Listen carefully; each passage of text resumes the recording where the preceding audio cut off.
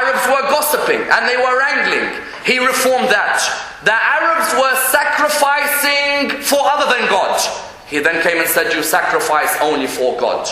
The Arabs would come and take their sacrifice, they take the blood, they throw the blood of the animal on the Kaaba. The Quran revealed the verse, we do not look for your blood or your sacrifice, rather we look for your self-discovery on this Hajj. Therefore the first reformer that came for the period of Hajj was whom? To Shariati, the first reformer was the Prophet. Then Shariati begins to take you on that journey of Hajj. Listen to the way he begins to describe this journey of the creation through the ideology. Shariati comes. He's already shown you history. He now wants to show you creation ideology. What does Shariati say? He says the first thing you do before you leave to Hajj is that you make sure you settle all the debts and the loans that you owe people. Why? Because in the same way your journey towards the grave, you don't want any debts hanging on top of you. In the same way, this is a journey towards God. You don't want any debts hanging on God's servants. After that, Shariati then says you're going to go to the resting place that is the miqat. And those of you who've been to Hajj will know very well that you'll go to that miqat. What will you do in the miqat? You're going to change your clothes. Now I remember the year that I went, we were all concerned about the way the ihram was looking on us. And you know, there can be some very difficult situations wearing that ihram. And what happened was, we're concerned about the ihram. Does it look good? Is it looking in the right way? And so on. But none of us looked at the way Shariati looked at the miqat.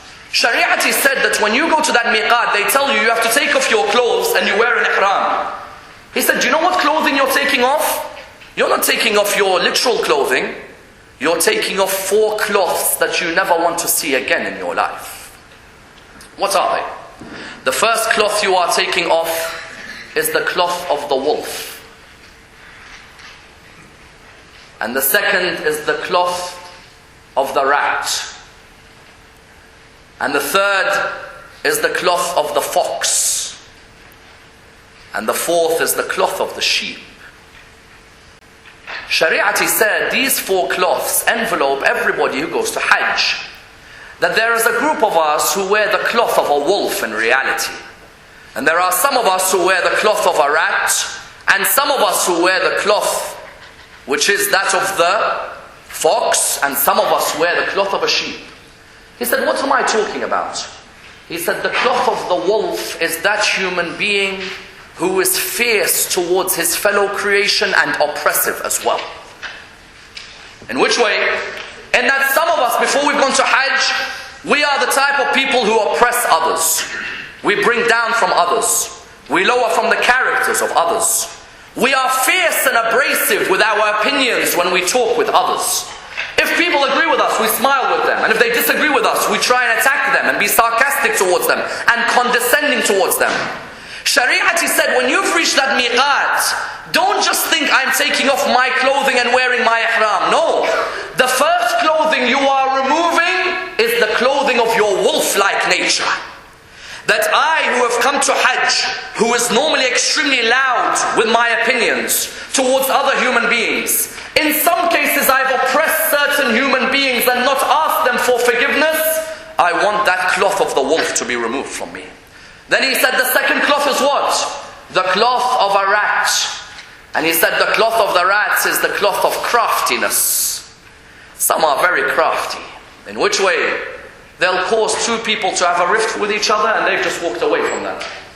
Those 2 hate each other for the rest of their life. Who was the cause? Them. Those 2 will never talk to each other again in their life. Who was the cause? Them. Very crafty. They bring insults towards people without others even noticing. And then already that insult is taken inside the person.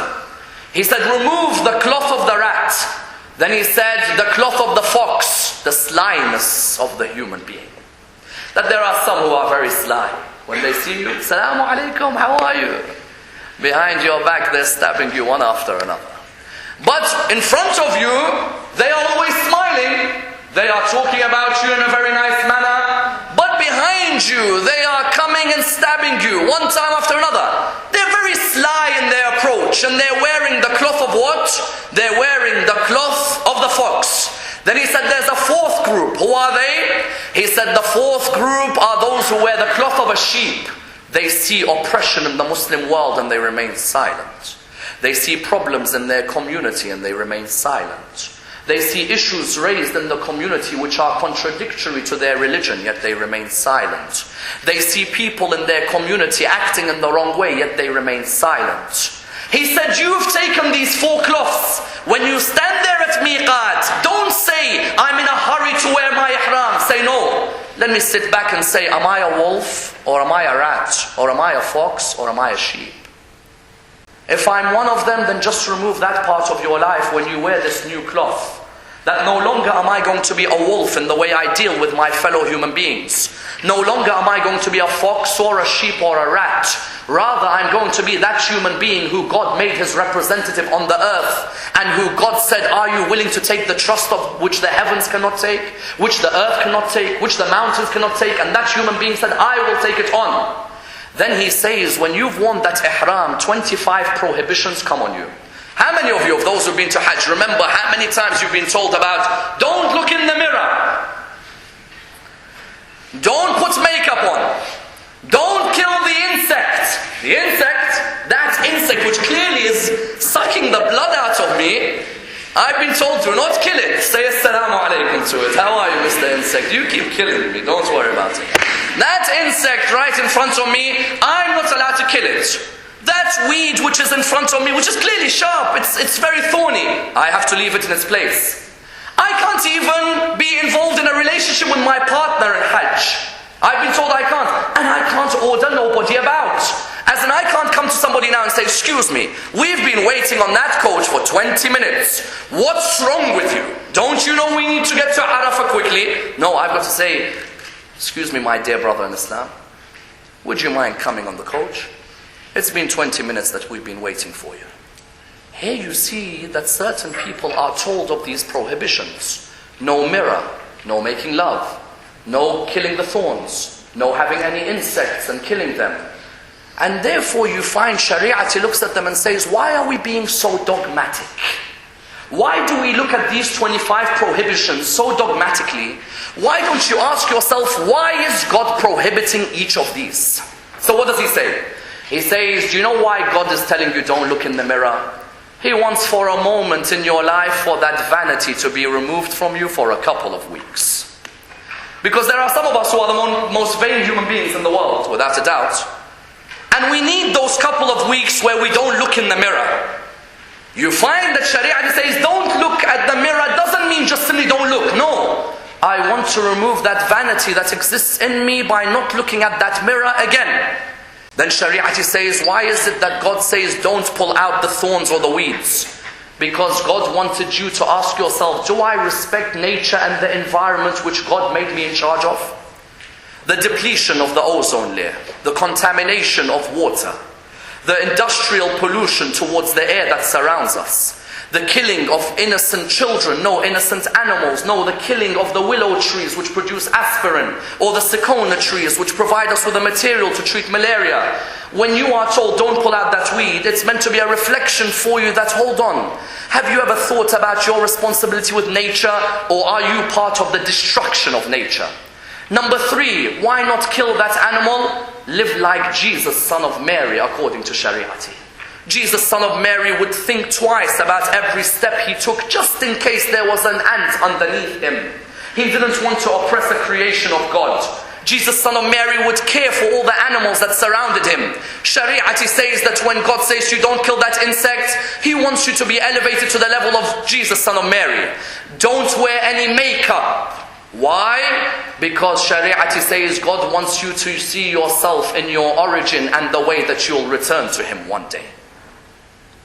In that moment when you're not wearing makeup, Shariati says just have a look at yourself in your origin.